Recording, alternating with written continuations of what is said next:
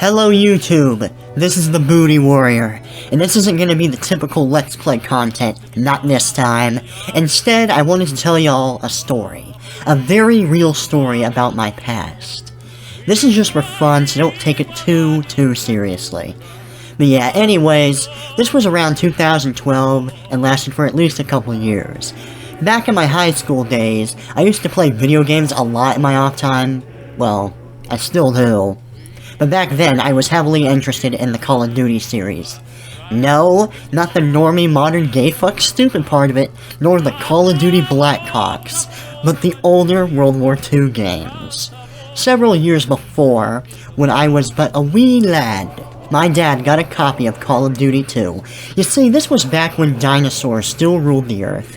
Humanity just figured out how fire worked, and we still used these archaic things called discs for our PC games that we used to stick in retractable trays from our computer towers. Anyways, I fucking loved Call of Duty 2. Alright, I wasn't too experienced with World War II games, so for me it was a very unique experience.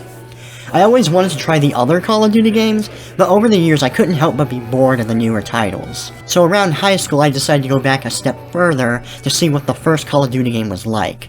This was around the time I discovered the power of torrents and pirating. Anyways, I played through it, and I thought it was even better than Call of Duty 2.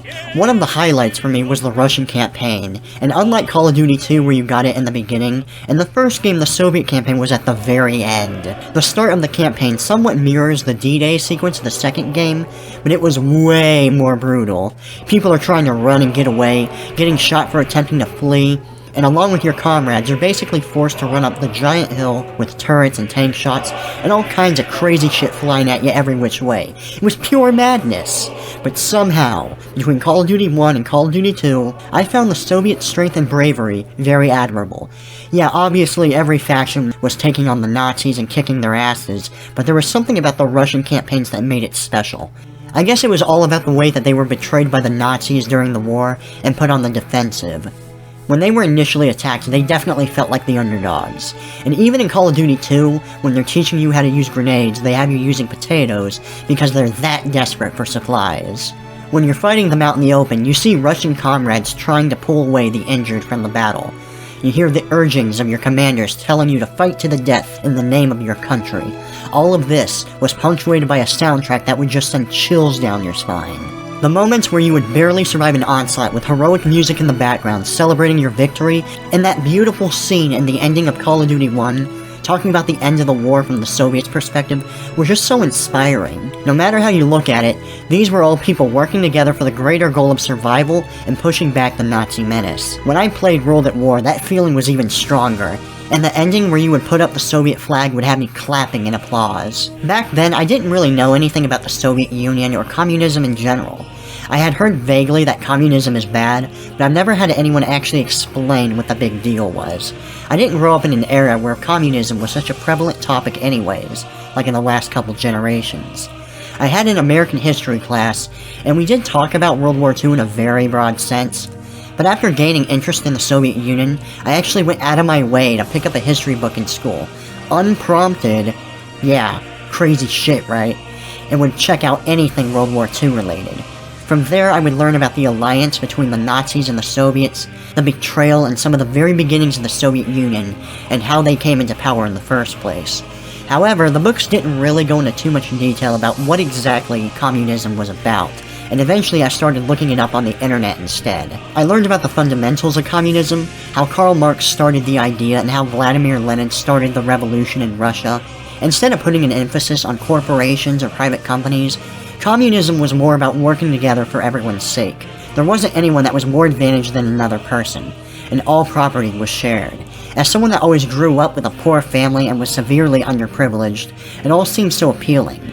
I was always anti-corporation too, and the idea of the worker class rising up against the big bad bourgeoisie was right up my alley. I was very impressionable at the time, and eventually I came across YouTube channels that pushed communist ideals, effectively reinforcing my bias. As you might imagine, they were pretty radical too, and their aggressive tone towards anything that criticized or made fun of communism rubbed off on me. Of course, communism tends to be associated with dictatorships, populations being starved, and free speech being stomped out. I remember getting pissed off online that anyone would bring that up, thinking to myself, that's not what communism is about, you just don't get it. And yeah, technically no, the basic principles and intentions of communism isn't necessarily bad, and they don't directly encourage or condone that kind of government-ruled system. But like many communist apologists, I fell into the trap that if we just had a better leader, it would all work out.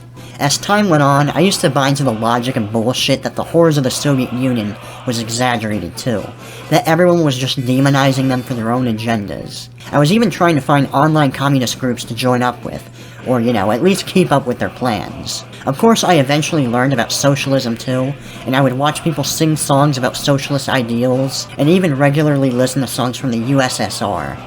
Real talk, regardless of how I feel about them now, you gotta admit, their taste in national music was pretty fucking badass. Anyways, I think another part of what made the whole thing so appealing was the greater sense of identity and purpose it gave to me.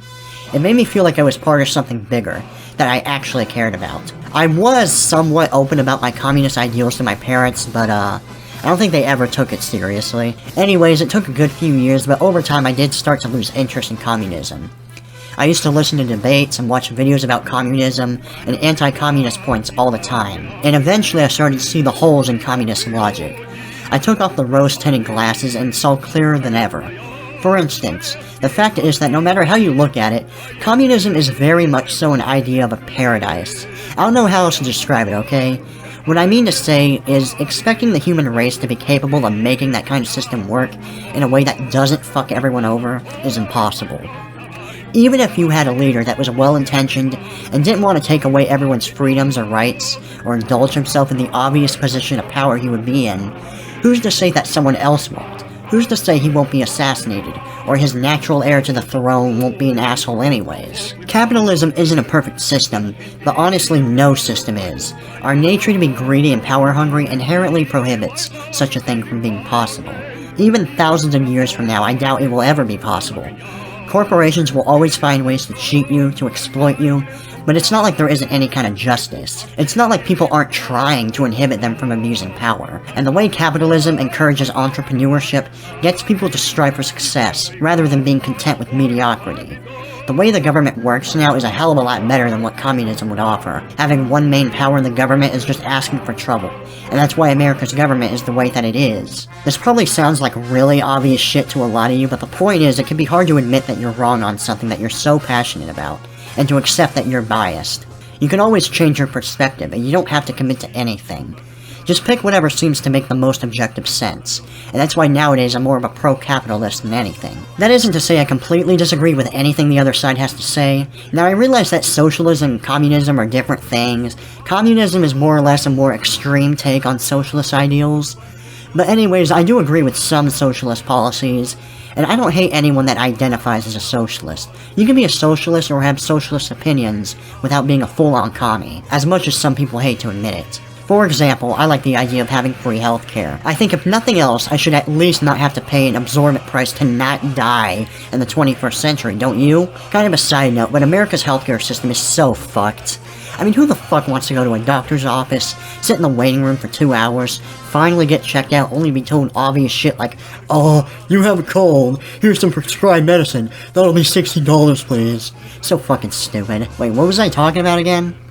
Well, anyways, I guess that about concludes this random story time with Booty. Hope you found it, interesting. Like, subscribe, comments, or not. Just note that if you don't do that, I will come after you. I don't know how else to end this shit. Peace.